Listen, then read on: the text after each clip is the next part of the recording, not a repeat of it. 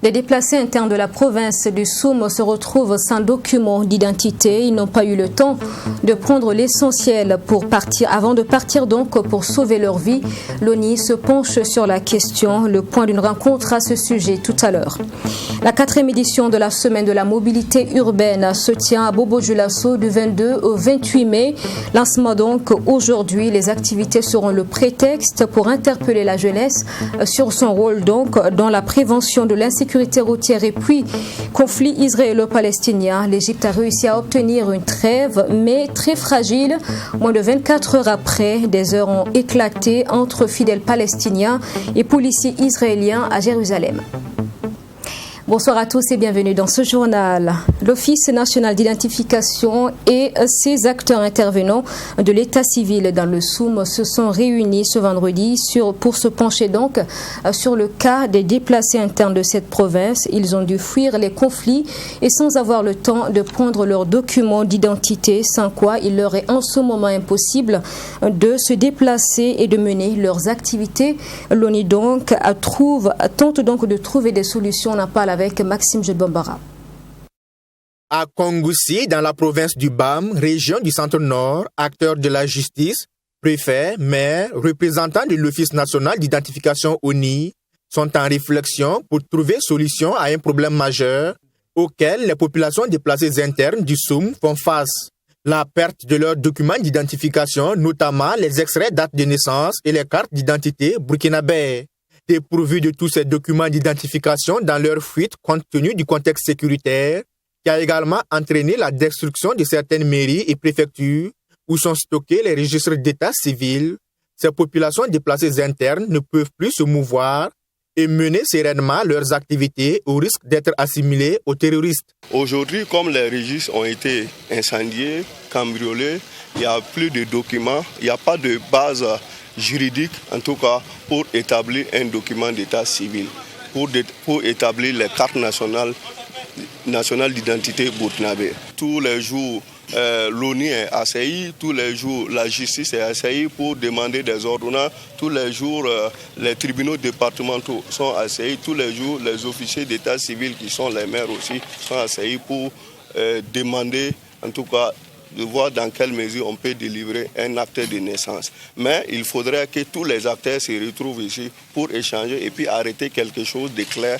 afin de nous permettre d'être dans la légalité et de délivrer les actes de naissance et les cartes nationales d'identité comme il faut. Le problème devient beaucoup plus complexe, le système de l'Office national d'identification étant conçu pour assurer l'unicité de l'individu. Comment donc délivrer à ces populations des extraits dates de naissance et des cartes nationales d'identité burkinabè dans la légalité? C'est tout l'intérêt de cette rencontre et le directeur général de l'Office national d'identification a déjà sa petite idée. La problématique donc étant posée, il se trouve que des personnes qui ont tout perdu, y compris les actes de naissance, refont d'autres actes de naissance et reviennent vers l'ONU et du coup sont bloqués parce que le système les considère comme étant frauduleux.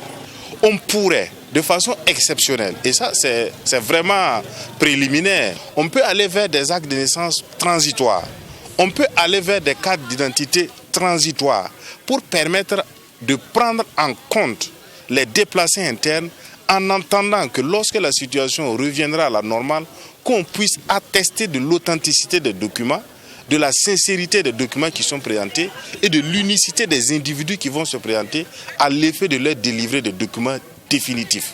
Pour ce faire, les départements chargés de la question, notamment les ministères de la Justice, de l'administration territoriale et de la décentralisation, le ministère de l'Action humanitaire et l'Office national d'identification doivent, selon Aristide Béré, s'accorder sur un mode opératoire spécial, dérogatoire, légal, à même d'assurer la sincérité de la base des données de son institution. La 4e édition de la Semaine de la mobilité urbaine à Bobo-Dioulasso a été lancée aujourd'hui. Jusqu'au 28 mai prochain, les activités prévues donc vont se tenir autour du rôle et de la place de la jeunesse dans la prévention de l'insécurité routière dans la commune de Bobo-Dioulasso. Cérémonie donc de lancement de la semaine avec notre correspondant Joseph Koudougou. C'est parti pour la 4e édition de la Semaine de la mobilité urbaine de Bobo-Dioulasso. Une semaine qui a pour but de sensibiliser la jeunesse bobolaise pour réduire les accidents sur l'initiative de la police municipale.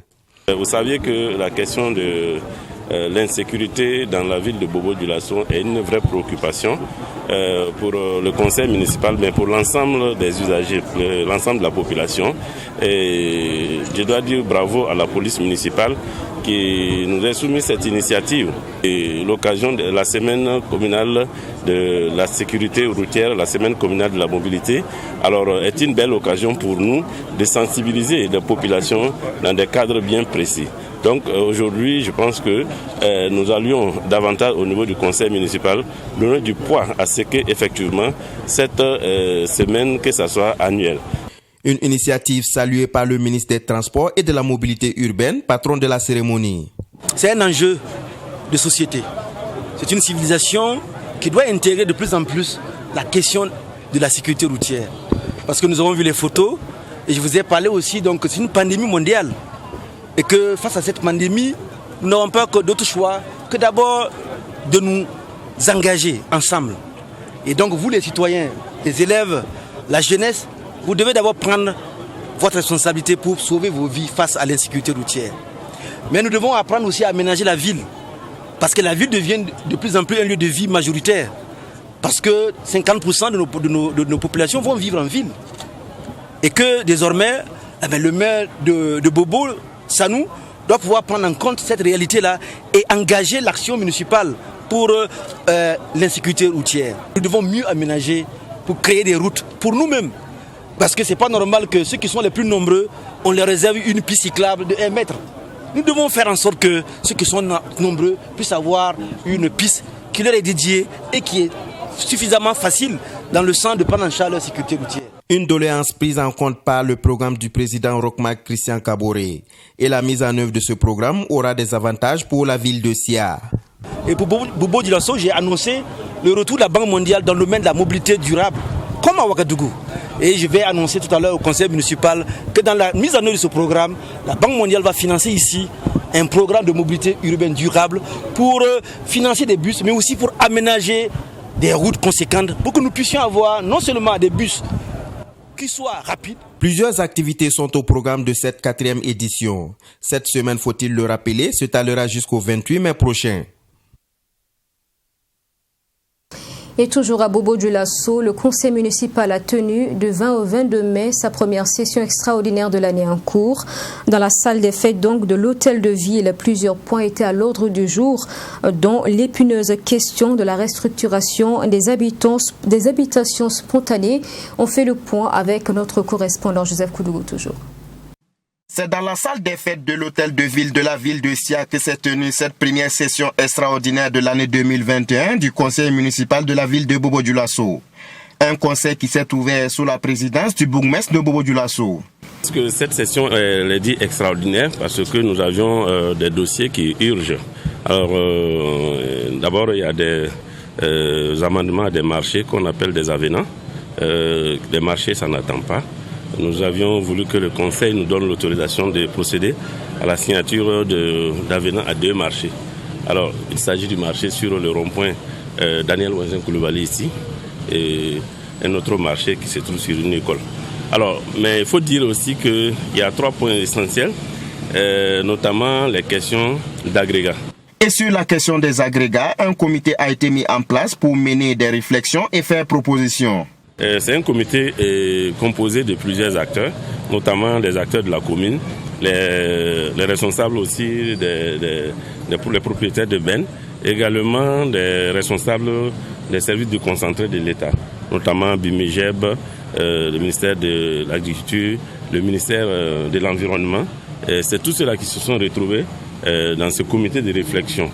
Ils ont essayé de faire des simulations suivant proposition des prix même que des charges, disons, des propriétaires de bennes, et ils ont dégagé la marge bénéficiaire, et c'est dire que voilà le prix, par exemple, qui peut être fixé.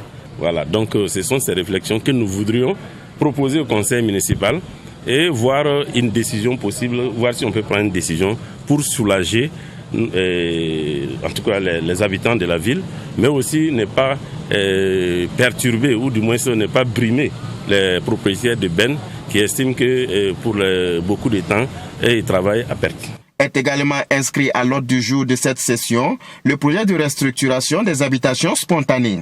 Donc il faut dire que sur ce point de restructuration, comme je l'ai dit, nous avons été approchés par l'arrondissement qui, en collaboration bien sûr avec un promoteur immobilier, notamment Beau Solide, alors ils ont estimé qu'ils avaient un plan qu'ils appellent restructuration, dont Beau Solide détient, c'est-à-dire des espaces que Beau Solide détient dans l'arrondissement, pour essayer de voir dégager non seulement des parcelles pour les résidents des non-lotis, mais également procéder à l'aménagement en termes d'infrastructures de tout genre pour pouvoir autofinancer effectivement l'opération de restructuration. Ces participants auront à débattre sur 8 points essentiels pour cette première session extraordinaire de l'année 2021. Des participants qui auront 3 jours pour mener ces réflexions. Les transporteurs routiers des corridors Ouaga-Dakola-Ouaga-Niankoloko vont désormais passer au pesage pour le contrôle de poids cette fin de semaine. Le ministre en charge des transports a en effet procédé au lancement officiel donc du projet pilote de la délégation de services stationnement de pesage à basse donc vitesse. Une nouvelle infrastructure a été mise en place pour pallier aux surcharges des véhicules. Cérémonie donc ce vendredi. Reportage avec Mamed Ganakamabou. Cette nouvelle infrastructure vient répondre au règlement 14 de l'Union économique et monétaire ouest-africaine UEMOA. Ce règlement est relatif à l'harmonisation des normes et des procédures du contrôle du gabarit, du poids et de la charge de l'essieu des véhicules lourds de transport de marchandises dans les États membres de l'UEMOA. Au moment où les camions poids lourds sont de plus en plus nombreux, au moment où tous les Burkinabés constatent que les camions poids lourds sont en général surchargés dans nos villes, les recettes des stations de pesage baissent. Ça veut dire qu'il y a un problème. C'est un paradoxe. Et c'est ce paradoxe-là que le gouvernement veut, à travers cette réforme-là, essayer de résoudre. Ce n'est pas une privatisation de l'ONASER, mais c'est plutôt on met des privés pour pouvoir peser les camions qui passent. La construction de ce joyau vient pallier la problématique de la surcharge dans l'espace UEMOA, un phénomène qui a des conséquences néfastes sur la sécurité routière, les véhicules, les infrastructures routières et l'économie du Burkina Faso. Je voudrais dire que déjà en termes de projection, nous pouvons nous réjouir de l'aboutissement de ce programme parce que ça va nous permettre non seulement d'être efficaces dans l'objectif dont nous recherchons qui est la préservation de notre réseau routier par les pesées exhaustives de l'ensemble des camions parce que le sérieux va fonctionner H24. Également, le groupe qui va s'occuper de cette gestion est également fournisseur d'équipements. Donc, il n'y aura pas de rupture en tout cas de pesée. La réalisation de ce poste de contrôle a été possible grâce à la coopération entre le gouvernement burkinabé et les partenaires privés du groupe Afrique Pesage Burkina à travers l'Office national de sécurité routière. La gestion sera assurée par cette entreprise privée. On va procéder comme on a l'habitude de procéder par la sensibilisation, par la formation des acteurs de la route, par les informations et essayer autant que possible de lutter contre la dégradation prématurée de nos routes. Longtemps demandé auprès de leur ministre de tutelle, cette infrastructure fait la fierté de la fêtière unique des transporteurs routiers du Burkina qui n'a pas manqué de saluer la clairvoyance du gouvernement. Un transporteur qui vient de Lomé ou qui vient du Ghana, il connaît son poids de départ. Quand vous connaissez votre poids de départ pour dire que vous êtes à jour et qu'à l'arrivée sur les équipements de l'ONASER, vous êtes en déphasage, donc il y a un grincement dedans. Donc aujourd'hui, avec l'arrivée d'Afrique Pesage, que nous avons l'habitude de prendre des services d'Afrique Pesage dans la sous-région, nous réjouit parce qu'ils sont expérimentés et nous pensons que l'équité va être à la hauteur de nos attentes et nous allons ensemble bannir la surcharge sur la route. Et pour cette phase pilote, 5 postes de pesage ont été mis en place pour une durée de 3 ans. Les recettes qui seront générées dans ces postes vont être reparties en 2. Selon le directeur général de l'ONASER, c'est un partenariat gagnant-gagnant. Okay. Dans la région de l'Est, le centre de santé et de promotion sociale urbain de Diapaga vient de bénéficier d'un lot de matériel, une action de USAID d'une valeur de 36 millions de francs CFA qui vient répondre aux besoins des populations de la localité en soins de qualité. Cérémonie de remise donc du don le 18 mai dernier en présence des premiers responsables de la mairie locale et du CSPS, correspondance de Jean-Louis Wango qui porte la voix de Mamed Kanakamabou. Patients, accompagnants de malades, ainsi que l'ensemble du personnel du centre de santé et de promotion sociale urbain de Diapaga peuvent pousser un ouf de soulagement. En effet, ce centre vient de bénéficier d'un lot d'équipements médicaux. Ce lot est composé, entre autres, des lits d'hospitalisation, des matelas, d'armoires, des tables d'examen et de mobilier de bureau. Ce lot de matériel vient élever encore notre capacité d'accueil des malades et la commodité aussi du CSPS. Voilà, donc avant les malades venaient, ils n'appréciaient pas du fait que nous n'avions pas de bons matelas pour les accueillir. Il y a des malades même qui refusaient les hospitalisations à cause du mauvais état de nos matelas. Et aujourd'hui, avec cette dotation, vraiment nous pensons que nous sommes très contents et nos malades aussi seront très contents. Et vraiment c'est déjà un point gagné pour vraiment la santé de nos malades. Le personnel de ce centre rencontrait des difficultés pour pouvoir offrir aux populations de Diapaga des soins de qualité. Ce don vient donc renforcer les capacités opérationnelles de ces agents de santé. Et je pense que ce matériel que nous venons de recevoir vient à point nommé. Ça va permettre aux agents de santé, en tout cas, de pouvoir offrir des prestations de qualité à la population, ce qui va nous permettre de rehausser nos indicateurs en matière de santé et ça y va de toute la population. Et au vu de la quantité de ces équipements médicaux, les premiers responsables de la mairie de Diapaga ont décidé de remettre une partie au CSPS de Tapao Gourma. Et selon la deuxième adjointe au maire, d'autres actions seront menées dans divers domaines afin d'apporter des solutions aux défis auxquels font face les populations de cette localité. Et nous disons encore merci au PFRP. Et comme je l'ai dit dans mon discours, la VAS ne dit jamais merci au Marigot, car nous allons y revenir. Nous allons vous revenir encore si le besoin se présente. D'une valeur de plus de 36 millions de francs CFA, ce don a été possible grâce au soutien de l'USAID. Bientôt, le 10 juin prochain, aura lieu à Ouagadougou la Journée nationale des jeunes hommes d'affaires. L'événement est porté par le comité de la jeunesse du secteur informel du Burkina qui a l'intention d'offrir un cadre de rencontre et d'échange entre jeunes entrepreneurs, donc autorités politiques et autres responsables du monde des affaires. Une démarche censée permettre aux jeunes de se faire des opportunités pour développer leurs entreprises. Conférence de presse ce samedi, reportage avec Abdourahmane. La Journée nationale des jeunes hommes d'affaires qui se tiendra le 10 juin prochain est une opportunité pour les jeunes burkinabés de mieux comprendre le monde entrepreneurial.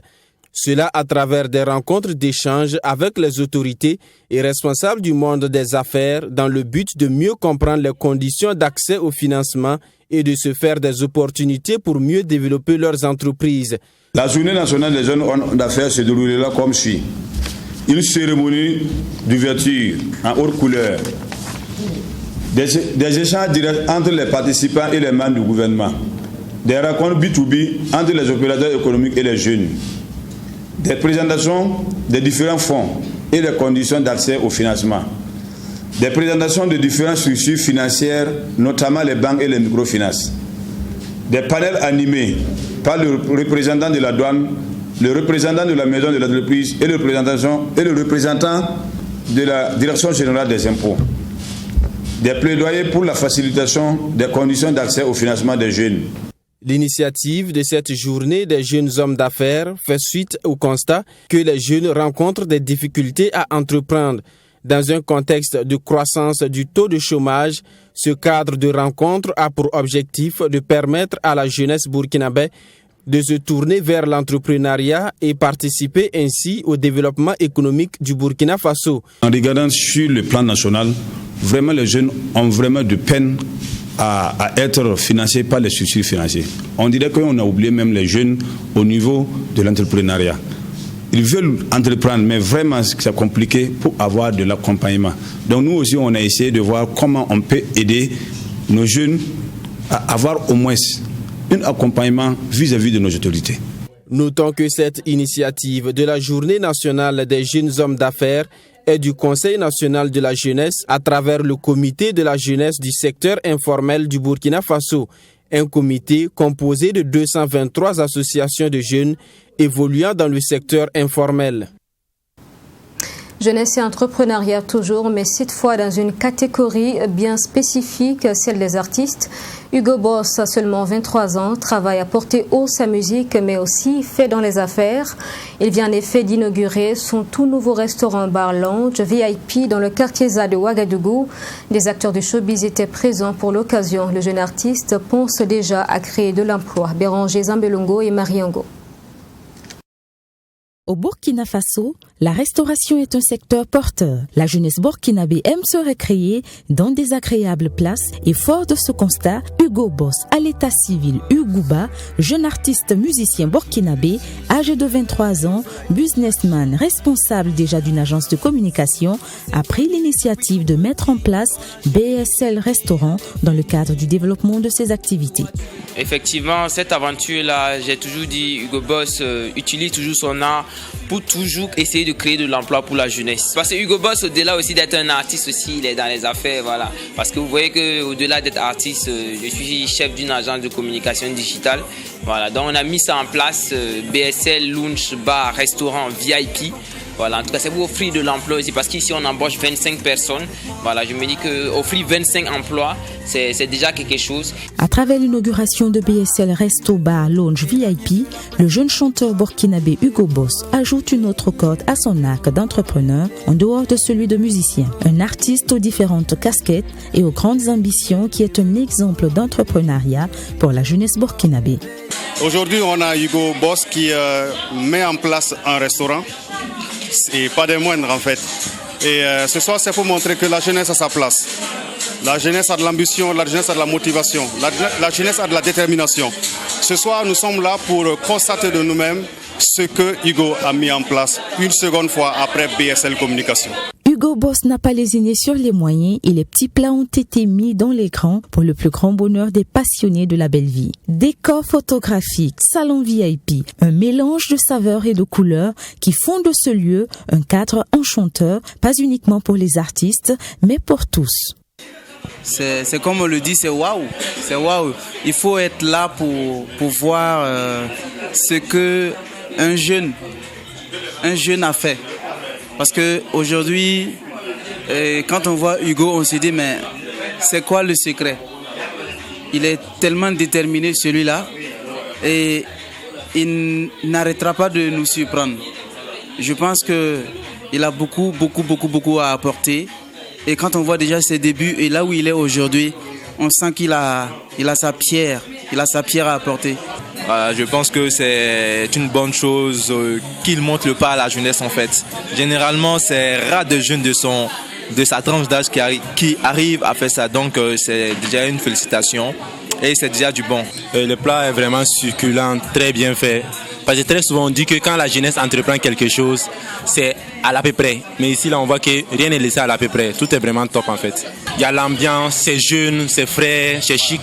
Des personnalités du showbiz en passant par ceux du développement personnel, nombreux sont ceux qui ont pris part à cette soirée de lancement du restaurant d'Hugo Boss pour le soutenir dans son initiative. Selon coach Simon, l'entrepreneuriat passe par la vision et la confiance en soi. C'est pour un de mes étudiants.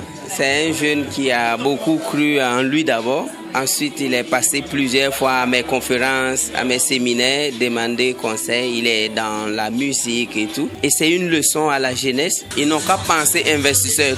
Tout l'argent que tu gagnes doit être investi. Là, le jour que tu ne pourras pas chanter, tu ne pourras plus livrer un concert, cet argent doit te permettre de dire « j'ai vraiment été un artiste ».